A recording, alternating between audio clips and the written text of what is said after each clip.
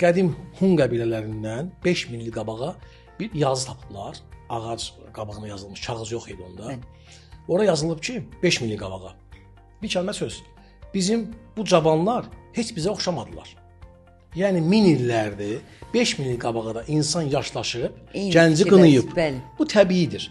Yəni atalar, oğullar inkar eləyirlər. Amma bu fəlsəfə artıq işləmir. İnsanlar anlamalıdır ki, gənci qınamaq yox, gənci özünə çəkməlisən. Siz görmüsünüzmü ki, hansısa baba nəvəsini götürsün, özü ilə aparsın öz dostlarının yanına nərdə oynamağı, parka.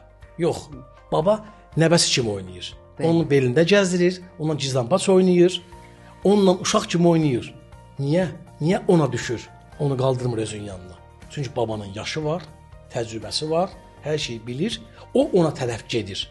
Heç vaxt uşağı birdən-birə 70-60 yaş öz tərəf gətirə bilməz. Onda onlar yoxdur baza. Babada bunlar keçdiyi yoldur. Deyə ora qayıda bilər.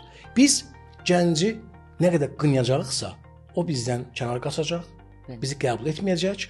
Çünki biz də düşünməliyik ki, onun dövründə olsaydıq, olasıydıq.